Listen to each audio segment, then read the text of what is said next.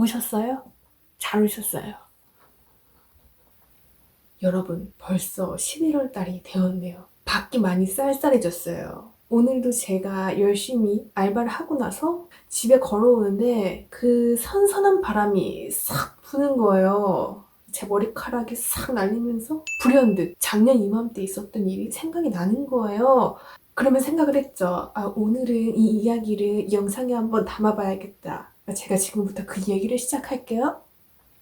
작년 이맘때였어요. 저는 붕어빵을 굉장히 좋아하는 사람이에요. 근데 요새 보면 붕어빵을 파는 데가 그렇게 많이 없는 거예요. 우리 동네만 그런가? 아무튼 이렇게 찾아보기가 어렵더라고요. 그래서 저의 집하고 가장 가까운 붕어빵 집에 가려면 여기가 우리 집이라고 하면 이쪽으로 가야 돼요. 여기 시장이 있거든요. 근데 지하철역은 여기에 있어요. 저는 그날도 알바를 가기 위해서 지하철을 탔어야 했어요. 하지만 붕어빵을 먹고 싶은 그 마음이 너무나 간절해서 10분 더 빨리 나와서 돌아서 가야겠다 생각을 한 거죠. 여러분 아시죠? 퇴근하고 10분은 사실 별게 아닌데 출근하기 전 10분은 정말 시간을 내기가 겁나 힘들다는 거. 하지만 저는 붕어빵을 먹어야겠다는 생각으로다가 10분 전에 출근을 했죠. 이쪽으로 가가지고 시장을 갔어요. 그리고 도착을 했죠. 근데 어머나? 지갑을 안 가져왔네? 너무 당황스러웠죠. 왜냐면 그 리어카에서 파시는 분들은 다 이렇게 탈세를 해야 되잖아요. 탈세하실 분들이라서 절대 카드 같은 건 안 받아준단 말이에요. 저는 보통 알바를 갈 때 그 책가방을 가지고 다녀요. 책가방을 이제 열어가지고 막 지퍼를 살폈어요. 제 책가방의 특은 지퍼가 겁나 많아요. 왜냐면은 제가 소지품을 잘 잊어버리는 성격이라서 지퍼가 일부러 많은 걸 샀어요. 근데 어느 지퍼에 뭘 넣었는지 그것마저 잘 까먹는다는 거. 아, 여튼 거기에 뭔가 동전이 있을 수도 있으니까 지퍼를 막 열어서 찾았죠. 가방 밖에 있는 작은 지퍼 열어보고, 가방 밖에 있는 큰 지퍼 열어보고, 가방 사이드에 있는 지퍼 열어보고, 가방 안쪽에 열어보고, 가방 안쪽에 속에 있는 것도 열어보고, 그걸 다 뒤져서 보니까 다행히도 100원짜리랑 500원짜리를 간신히 찾았어요. 그게 1100원 정도 됐어요. 그럼 이 돈으로 붕어빵을 살 수 있겠죠? 그 붕어빵 가게가 3마리에 1,000원이었어요. 저는 슈크림 붕어빵을 조금 더 좋아해요. 그래가지고 아주머니께 팥 붕어빵 2개랑 슈크림 붕어빵 하나만 주세요. 하고 1,000원어치를 샀죠. 왜 슈크림을 2개 사지 팥을 2개 샀냐고 생각하실 수도 있겠지만 3마리를 사가지고 2개는 내가 먹고 한 마리는 우리 사장님 하나 드려야겠다 생각을 한 거죠. 뭔가 사장님은 팥을 더 좋아할 것만 같은 그런 느낌이 들었거든요. 붕어빵 3마리가 든 그 하얀 종이를 품에 안고 걸어갔지요. 지하철 향해 막 걸어가는데 이게 사부작 이렇게 움직이니까 그 냄새가 살살 올라오는 거예요. 흰 종이 봉투 안에 보니까 그 붕어빵이 분명히 죽어있는데 어느 순간 붕어의 지느러미가 살짝 움직이는 것 같은 거예요.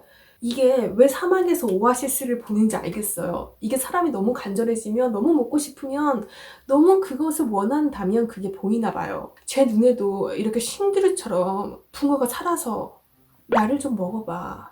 내 지느러미 겁나 맛있다. 내 뱃속에 있는 앙꼬랑 슈크림은 더 맛있을걸? 이렇게 막 저를 막 유혹을 하는 거예요. 근데 이렇게 무언가가 나를 유혹하면 솔직히 넘어가는 게 인간미가 넘치잖아요. 저는 그런 인간미 넘치는 사람이었나 봐요. 어느 순간 모르게 제 손에 팥 붕어빵이 들려있더라고요.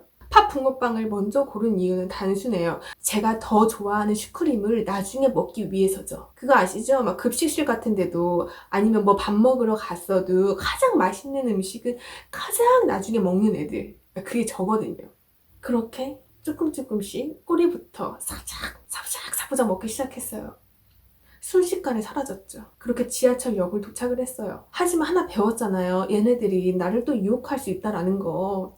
그래서 이번에는 그 가방 안에다가 지퍼 안에다가 아주 꼭꼭 숨겨놨어요. 나는 이제 더 이상 너가 날 꼬시지 않게끔 철벽을 치겠다. 다행히 그대로 그 상태로 모텔에 도착을 했어요.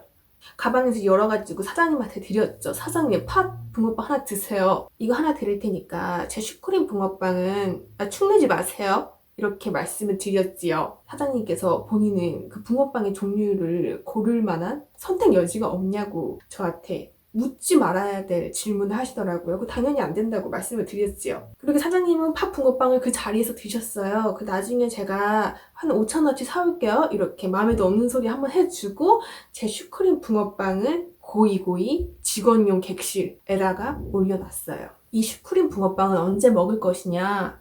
제가 침구 청소를 거의 다 하고 나서 그 중간에 쉬는 시간이 있어요. 그건 제가 알아서 쉬는 시간을 정하거든요. 내가 이제 더 이상 일의 능률이 올라가지 않겠다. 난 10분 정도 쉬어야겠다. 저한테 이렇게 딱 정해주는 거예요. 그 10분 동안 쉬는 시간대 직원용 객실에 와가지고 TV를 보면서 슈크림 붕어빵을 먹어야겠다는 생각으로 이제 아껴놓은 거죠. 그렇게 저는 객실 청소를 시작을 했어요. 객실 청소를 하려면 직원들이 쓰는 객실도 계속 왔다 갔다 해야 돼요. 그 직원용 객실에 세탁기도 있고 비품도 있고 수건도 있기 때문에 가지러 왔다 갔다 해야 되거든요. 그 새 수건을 가지러 이제 직원용 객실에 갔는데 사장님이 제 붕어빵을 짚고 있는 거예요. 현장 목격했잖아요. 제가 사장님 지금 뭐 하시는 거세요? 떨리는 음성으로 말씀을 드렸죠. 그러니까 사장님이 굉장히 당황하시면서 야, 아니야. 이거 지금 히트 접으려고 하는데 이걸 털어야 되니까 너의 붕어빵은 잠깐 다른 선반에다가 옮겨놓는 것 뿐이다. 이렇게 저를 이해를 시키더라고요. 그래서 어머 세상에 내가 먹는 거에 눈이 멀어가지고 사장님을 은심하고 안 되겠다. 나는 참 나쁜 사람이다. 이렇게 생각을 하고 나서 다시 또 열심히 청소를 했죠. 이제 일의 능률이 떨어질 때가 됐어요. 그래서 이제 직원용 객실에 가가지고 무한도전 재방송 하는 거 있으면 그거 보면서 붕어빵 먹어야겠다면서 이렇게 막 신나서 막 걸어갔죠. 그리고 침대에 누워가지고 TV를 켜고 제 붕어빵을 딱 쳐다보는데 어머나 세상에 뭔가 까만 게 막 득실득실한 거예요. 제가 어안이 벙벙해서 그거를 좀 더 자세히 보니까 그 흰 봉투 옆에 개미떼가 겁나 많은 거예요. 그 개미가 그 빨간 불개미도 아니야. 엄청 까만 그 통통한 개미인 거예요. 그 3등분이 된 게 다 보이고 제가 그 개미를 이렇게 쳐다보니까 그 개미가 너무 크고 통통해가지고 나를 이렇게 올려다보는 게 보여. 이목구비가 보이는 느낌이에요. 물론 이거 조금 MSG가 있는데 그 정도로 저는 충격적이었다. 그래서 재빨리 그 흰 봉투를 들쳤어요. 그니까 거기 안에는 더 많은 거예요. 그 개미가 한 마리는 이렇게 잡을 수 있는데 막 그게 수백 마리 있으면 진짜 엄청 징그럽잖아요. 그래서 에프클라 가지고 와가지고 제 붕어빵에다가 그 약치를 다 했죠. 개미들이 막 오징어처럼 막 죽어가는 거예요. 제 붕어빵도 같이 죽어가고 제 마음도 죽어가고 그렇게 개미들이 다 죽고 나서 망연자실한 채로 이렇게 쳐다보니까 그런 생각이 드는 거예요. 제가 너무 사장님한테 인색하게 굴고 나만 먹겠다고 그렇게 뭐라고 해가지고 이 개미들이 나에게 벌을 주기 위해서 심판을 하러 온 게 아닐까 이런 생각도 들고 다 자업자득이구나 그렇게 망연자실하고 있는데 생각을 해보니까 아니 모텔에 개미가 있으면 안 되죠. 굉장히 손님들 기분이 나쁘시겠죠. 심지어 제가 일할 동안 한 번도 개미를 본 적이 없었거든요. 큰일 났다 싶어가지고 사장님한테 막 말씀을 드렸죠. 사장님도 모텔에서 그런 개미를 본 적이 없대요. 근데 도대체 이 개미가 어디서 생긴 걸까? 그거를 추적추적 하다 보니까 일주일 전에 있었던 일이 생각이 나는 거예요. 어떤 남성분이 올라와가지고 혼자서 이렇게 두리번 거리시더라고요. 그리고 키를 안 뽑고 사무실에 와서 막 문을 두드리는 거예요. 그래서 제가 나갔죠.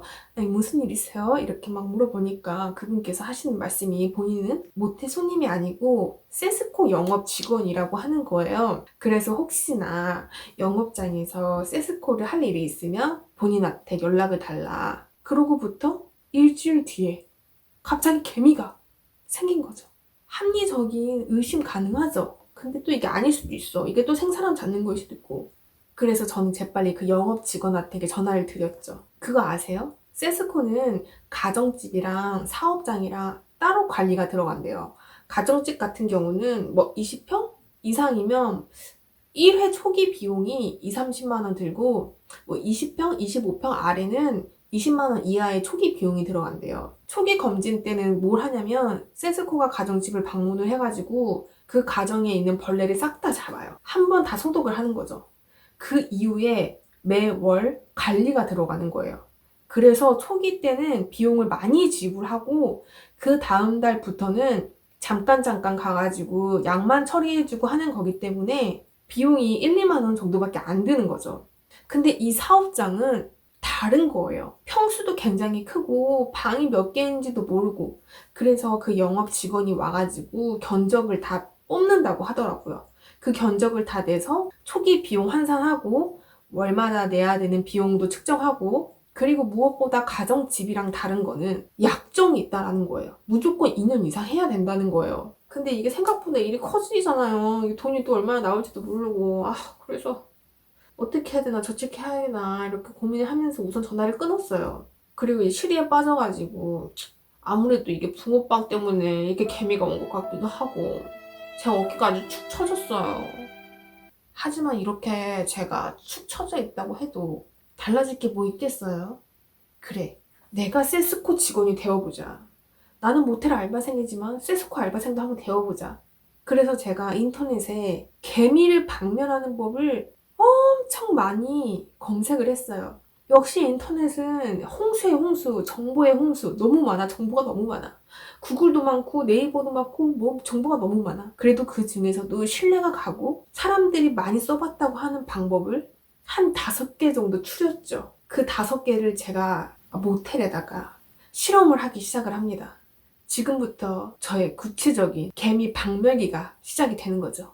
이거는 제가 2부에 걸쳐서 다음 화에 올리도록 할게요. 왜냐면은 제가 사실 이렇게 말이 많을 줄 몰랐어요. 딱 주요만 말하려고 하는데 이게 말하다 보니까 사람이 말이 길어져가지고 지금 제 영상 길이가 한 10분 이상이 나올 것 같다 라는 진단이 들어서 지금 끊는 거예요. 또 이제 영상이 또 너무 길면 이게 사람이 참 이게 지루해지고 루스해져요. 그러니까 저는 약간 감칠맛 나게 다음 화에 개미 박멸기를 알려드리도록 하겠습니다. 그리고 여러분들 요새 제 유튜브 영상 조회수가 좀 많이 올랐어요. 너무 감사드려요. 여러분들한테 너무나 감사하고 있다는 거 잊지 마세요. 그럼 다음 영상에서 보도록 해요. 안녕히 계세요.